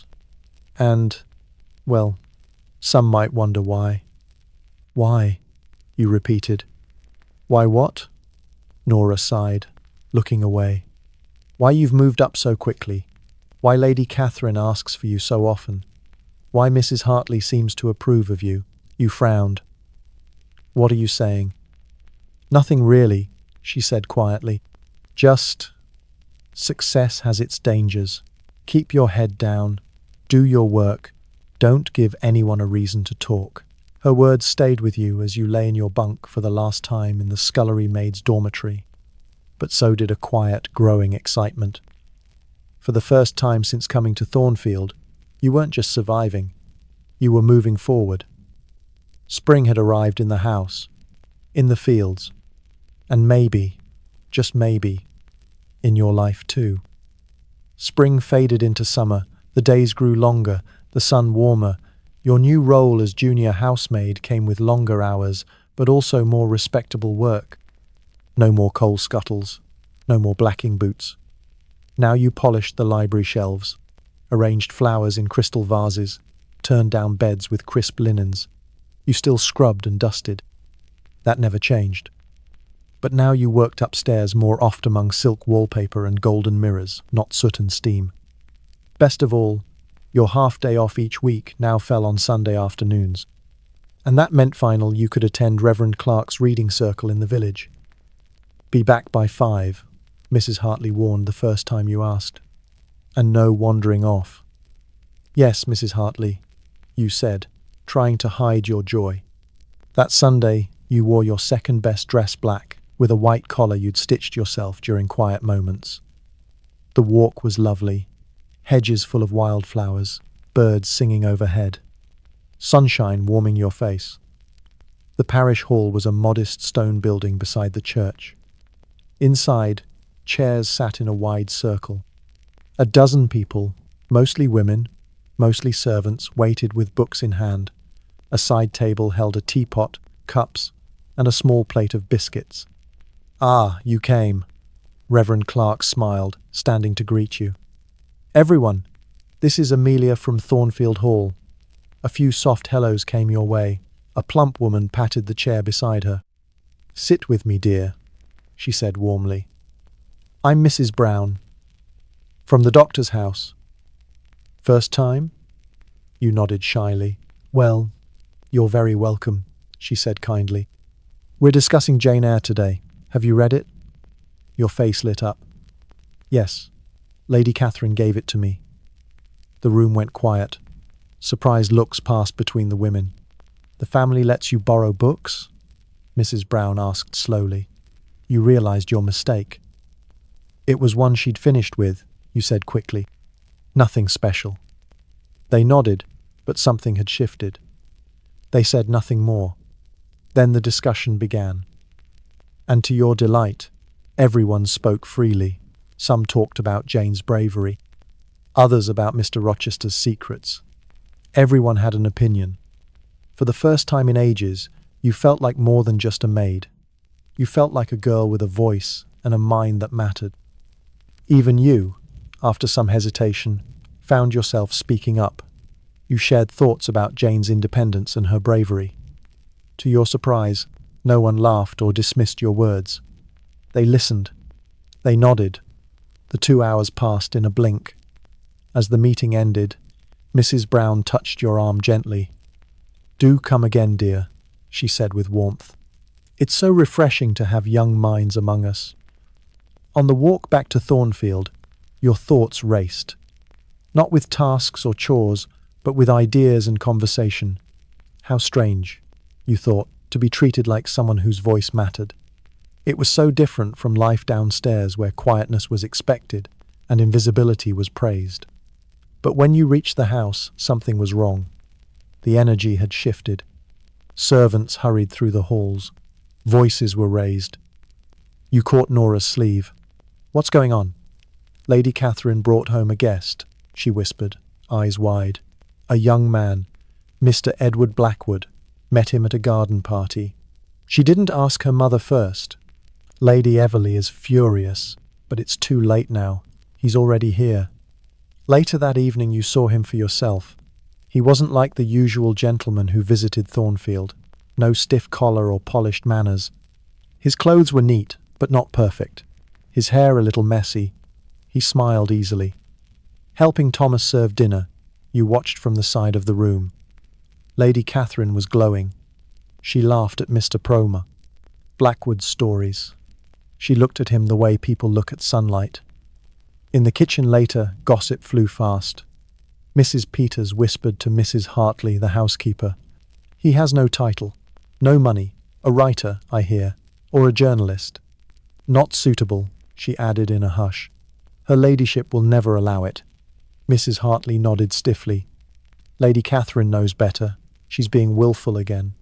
But willful or not, Lady Catherine didn't send him away.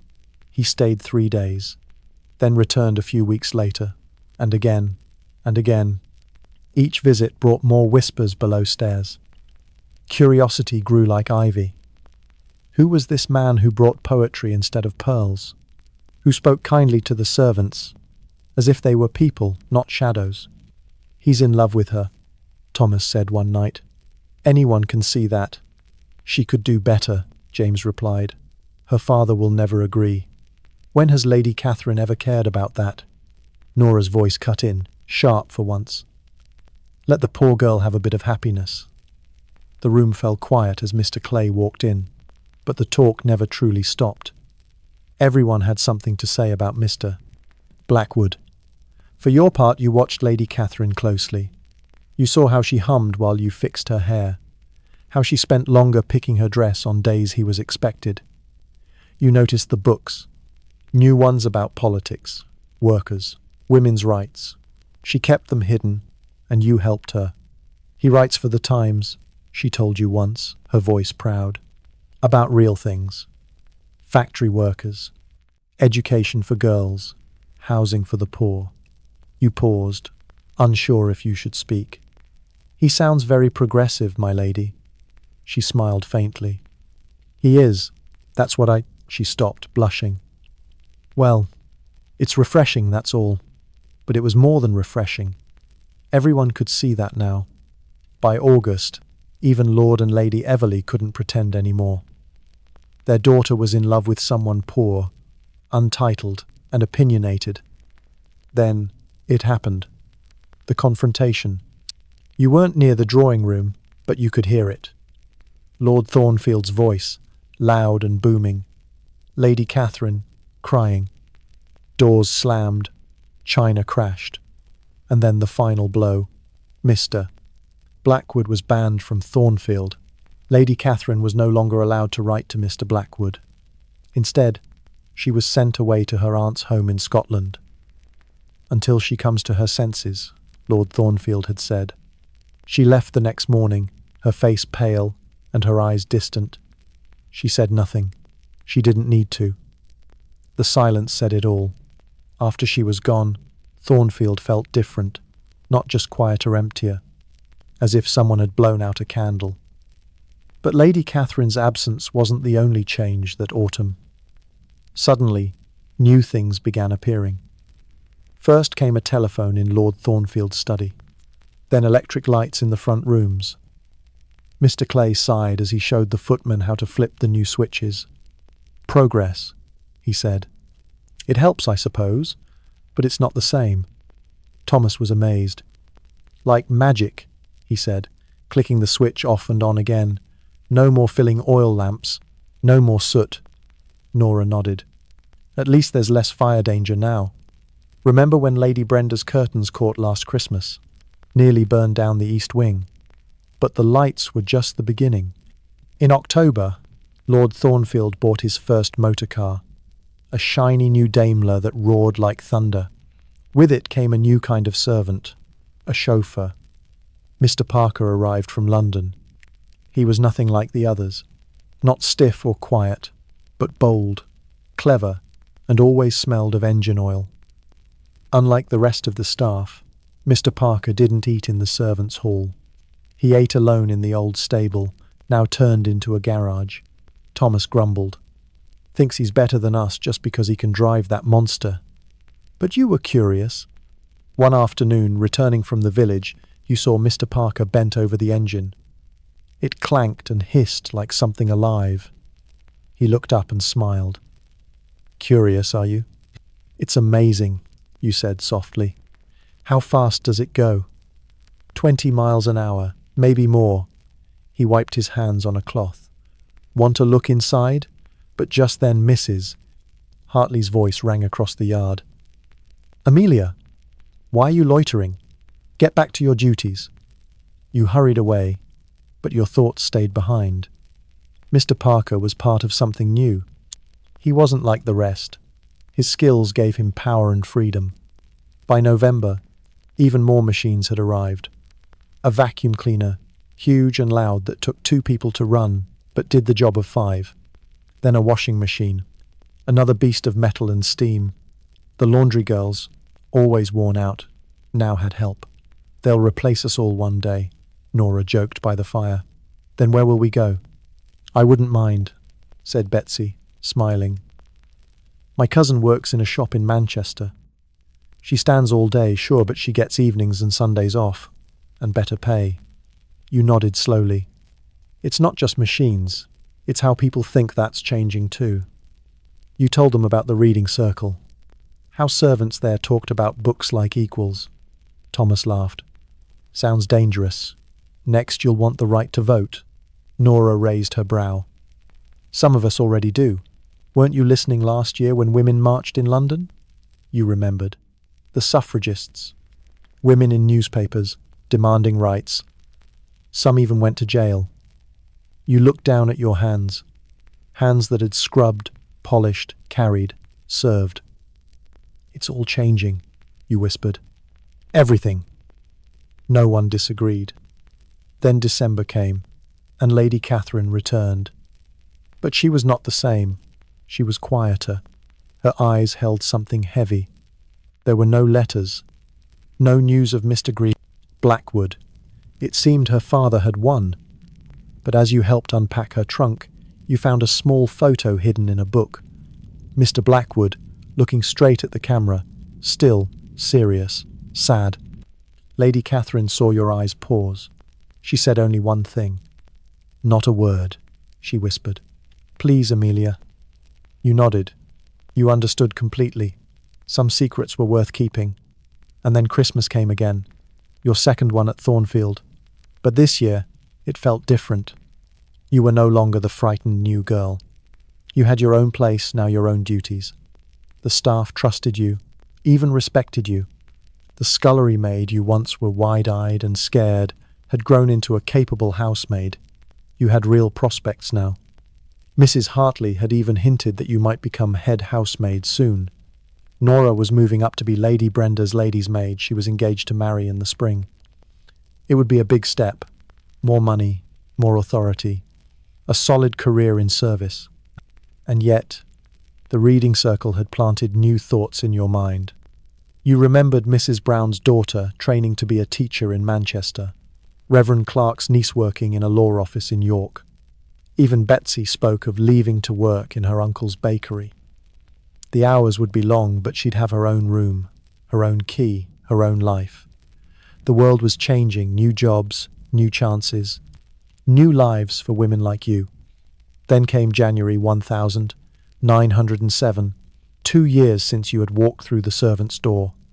2 full years of learning, of watching, of waiting.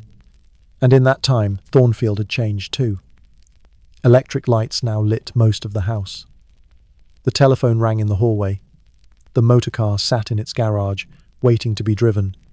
Everything was faster now, louder, modern. But most of all, you had changed. Your hands still bore the marks of labor, but your mind was different, full of books, full of questions, full of hope. One snowy afternoon, you were arranging flowers in the drawing room. The scent of winter roses filled the air.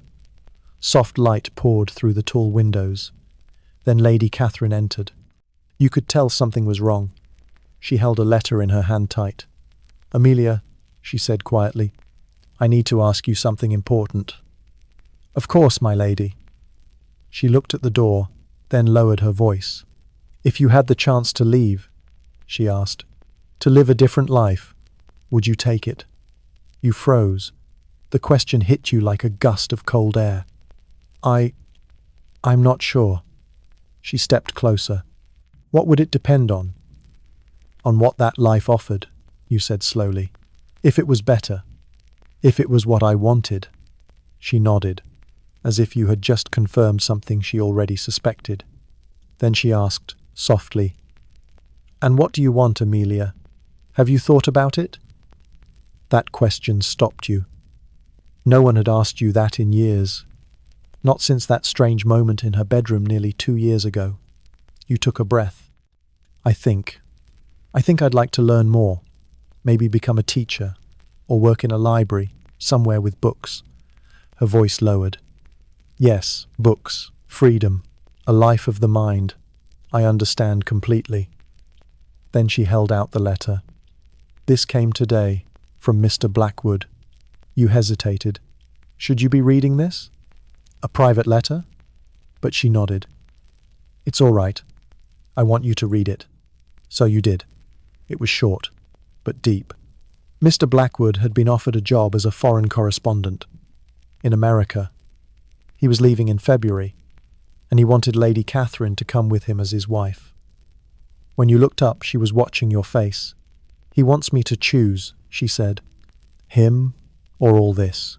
She gestured around the room. Silk curtains, polished furniture, a beautiful cage. You asked gently, "What will you do?" "I don't know yet," she whispered. "But I needed to tell someone who might understand." And you did understand. Her choice wasn't your choice, but it was a version of it. Stay safe or take a risk. Follow duty or follow your heart. You chose your words carefully. "Whatever you decide, I hope it brings you happiness." She smiled. Just a little. But it was real and sad. "Thank you, Amelia. I hope the same for you." And that moment stayed with you. For days after. Long after the flowers had faded. Long after the snow had melted from the windows. Lady Catherine, with all her wealth and power, asking you for understanding. You thought of that often. Of her quiet sadness, of her wish to be free. She had been trapped too, just like you once were. Different cages, but cages all the same. And now, she'd broken out. And you? Your own dreams were slowly forming, still quiet, still small, but growing. Outside, winter deepened. The days were short. The cold was sharp.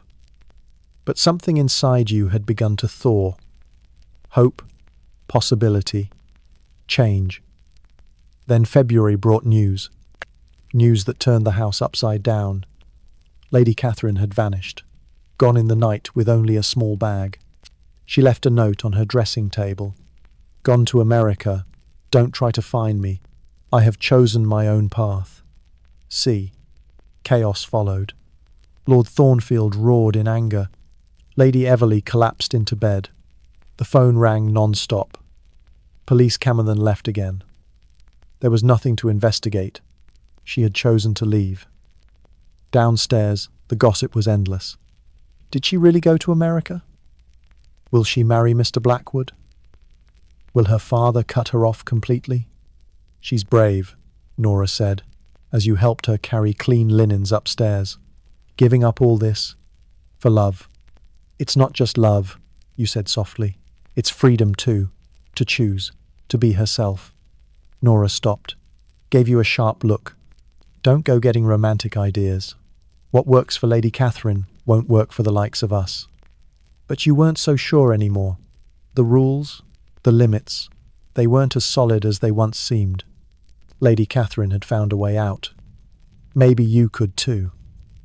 After she left, Thornfield felt empty, a house with a shadow over it.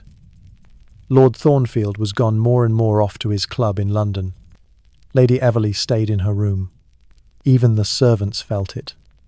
Everyone moved slower, less energy, less joy.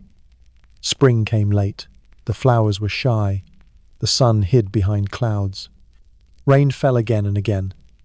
The whole world felt unsure, and yet you kept going. Now the head housemaid. Nora had moved up. The work was hard but familiar. Your hands worked on their own. Lighting fires, dusting, polishing, turning down beds. But your mind was elsewhere. Every Sunday at the reading circle, new ideas bloomed. New paths seemed possible. Mrs. Brown's daughter wrote about her college in Manchester. Reverend Clark spoke of a library in York hiring girls. And then even Thomas shocked everyone. "I'm leaving," he said one night, "to work at a department store in Leeds. Better pay, better hours, my own room above the shop." He smiled. No more scrubbing boots. Mr. Clay didn't approve. "It won't last," he said. "These new jobs never do. No safety, no future." But Thomas only shrugged. "Maybe not, but at least I'll have seen a bit more of the world." His words stayed with you. A bit more of the world. A bit more than this. Then, in early May, the letter arrived. Nora brought it quietly to your room. "It's for you," she said. From her. "Be careful where you read it." You waited, until your half-day off. You walked through the woods to your favourite spot by the stream. The air smelled like wet leaves and new grass. You sat on a stone and opened the envelope. The paper was fine. The handwriting, familiar. "Dear Amelia, I hope this letter finds you well. I'm writing from New York City. Edward and I married in March." You smiled, holding the page tightly. "Mrs. Blackwood. A new name, a new life. The name means little here," she wrote. "No one cares about English titles or family ties." She sounded free, lighter, full of life. America is everything Edward promised. Big, fast, full of energy, buildings that touch the sky, streets filled with cars and trams. Everything moves faster, even your thoughts. You closed your eyes for a moment, imagining it all. The noise, the light, the freedom. Lady Catherine had made her choice. She had stepped into the unknown. And now, you were left wondering what your own path might look like. You read the letter 3 times, once quickly, then slowly, then again holding your breath. Each word lit a small flame inside you. There would be a position waiting for you here. A guest room in our apartment. $15 a week. A library. It didn't feel real. Could this life truly be meant for you? You, Amelia, a housemaid from the servants' hall. Yet Lady Catherine had made her choice. She had left everything behind. Why not you? You folded the letter with shaking hands, slipped it into your pocket, and walked back to the house a little slower than usual. Each step felt heavier, but your heart felt lighter. That night, you couldn't sleep. The letter was hidden beneath your pillow, but it felt alive, like it pulsed in time with your thoughts. America, New York, a library. The words whispered in your mind like a lullaby, or a prayer. By morning, nothing had changed, and yet everything had. Fires to light, rooms to dust, silver to polish, beds to turn down. But now there was something else. A quiet shift inside you, a door opening, and once opened, a door doesn't shut so easily. The summer of 1908 passed quickly. Thornfield's routines held strong on the surface. Garden parties, shooting weekends, tennis on the lawn, everything as it had always been. But beneath it all, change. Servants leaving. Not enough replacements. Fewer young girls applying. Mrs. Hartley muttered, "They don't want the life anymore." "Mr." Clay said grimly, "They all think shop work is better than real service." No one said anything aloud, but everyone knew. They had sisters, cousins, friends already working in shops, in factories, in places with hours and wages that service couldn't match. The world was speeding up. Cars carried the family to London in half the time. The telephone brought the world into the hall. New decisions, new people, new voices.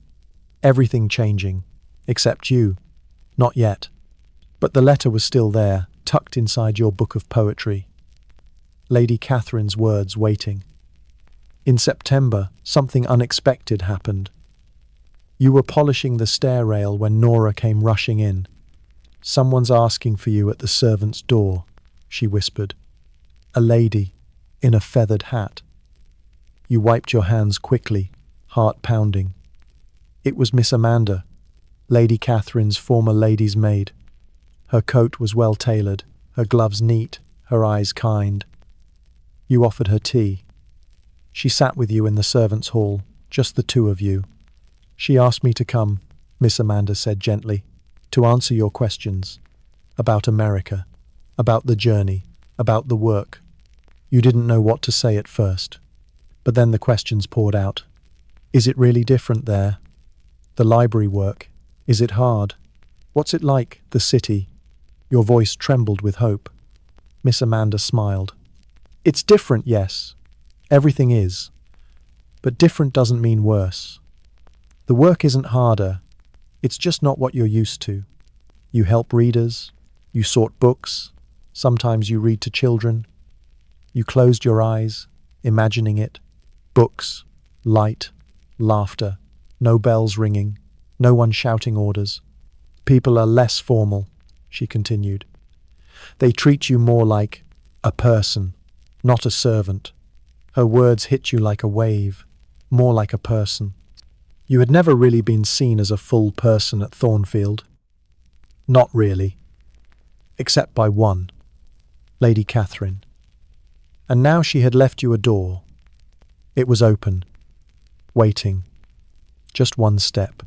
You stepped out into the cold morning air. Your suitcase felt heavier than it looked, not because of what was inside, but because of what you were leaving behind. Thornfield Hall stood behind you, silent and grand. You paused one last time on the gravel drive. Snow clung to the stone walls, to the bare trees, to the tops of the hedges you had once trimmed. It didn't feel real, that you were leaving, that this chapter was ending. You walked to the gate, no carriage, just a cab waiting at the edge of the estate to take you to the train station. The journey began. Through the village you'd once been afraid to walk alone, past the church where you'd joined the reading circle, past the trees that knew your quiet thoughts. Each turn of the wheels felt like a page turning. London was loud as always. You stayed one night with your mother, who cried when she hugged you, but told you she was proud. I never thought you'd go so far, she whispered, and you weren't sure if she meant miles or dreams.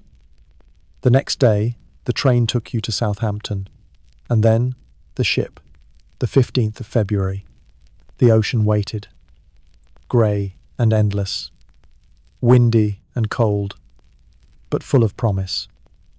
The ship's whistle blew, low and long, echoing through your bones. You stood on the deck alone, holding the rail, watching the port grow smaller, behind you. Thornfield, England.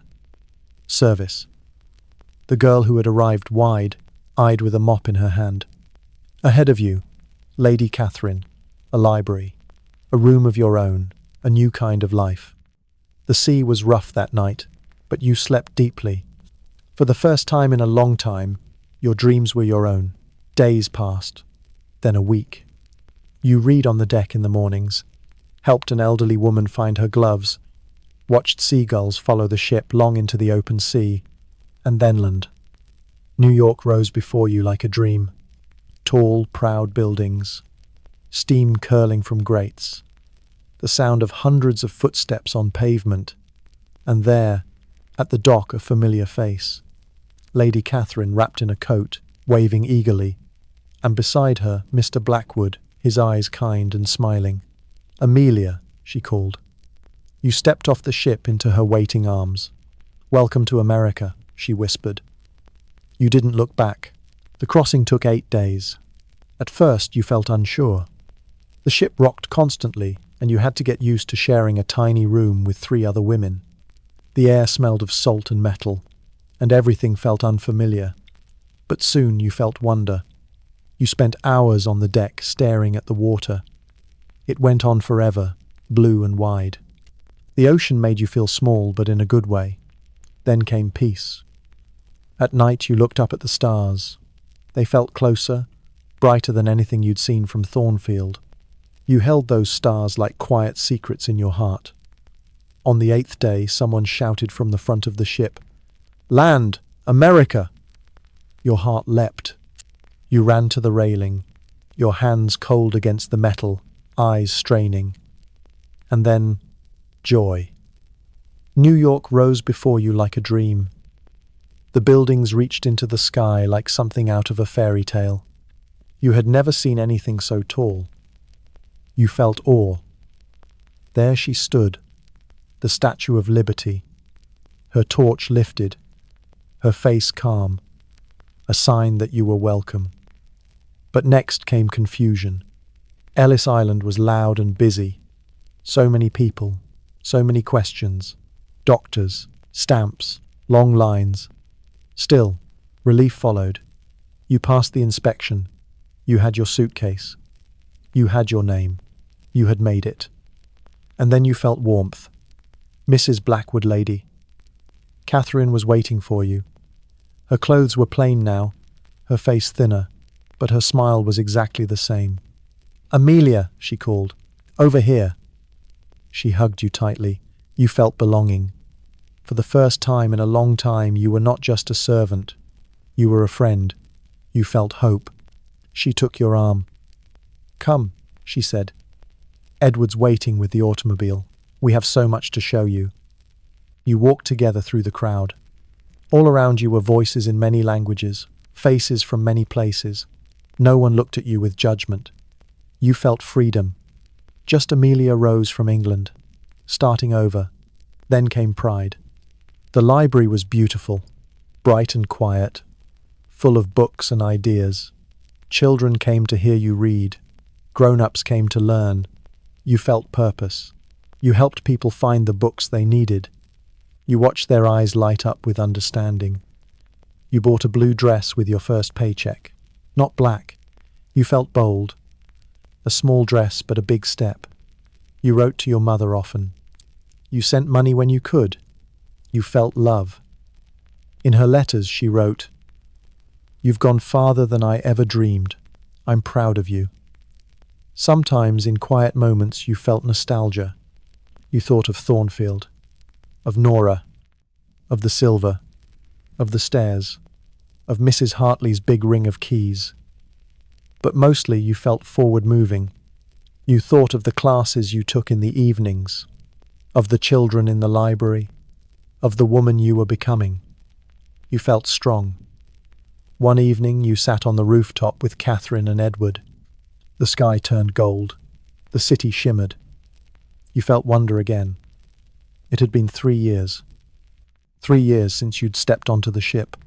3 years since you'd said goodbye to the only life you'd ever known. And here you were, calm, content, awake to your own future. You turned to Catherine and asked softly, "Do you ever regret it? Leaving England? Your family? Everything?" She was quiet for a moment, thinking deeply. "Sometimes," she said, "I miss little things. The countryside, old traditions, the feeling of history all around." She looked at the sky as it turned gold. "But regret?" She shook her head gently. "Number, I chose this life. I chose freedom. How could I ever regret that?" You nodded. You understood. You had chosen too. You had stepped through your own door, just like she had. Then she turned to you. "And you?" she asked. "Any regrets?"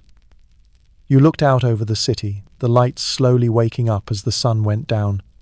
New York stretched wide before you, so tall, so full of life, so different from England.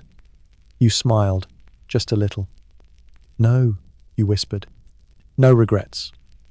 The stars began to appear, one by one, like soft silver lanterns in the night sky. You felt peaceful. The past had shaped you. The hard work, the quiet rules, the long, long stairs, the hands that scrubbed, the voice that obeyed. All of it had made you strong, but it didn't define you now. Not anymore. Now you lived a life of books and choices. Not a life that someone gave you, but one you were writing yourself. Page by page, day by day. The journey wasn't over. There would be more steps, more turns, more doors to open. But tonight, you were content. Sitting beside friends, the sky growing darker, you felt calm and safe. Grateful for the girl you had been. Hopeful for the woman you were becoming. Below, the city lights glowed like stars on the ground. And far away, out in the harbour, the Statue of Liberty still held her torch high. Still waiting, still welcoming. You, who once counted 64 steps from the attic to the kitchen, now counted stars instead. Old light from faraway suns, reminding you gently that every journey, big or small, begins with one quiet step into the unknown. So now, let your eyes rest. Let your breathing slow. Let your thoughts float like feathers in the night air. Let the story settle softly around you, like a warm blanket. And with that thought, close your eyes and drift off to sleep. You are safe.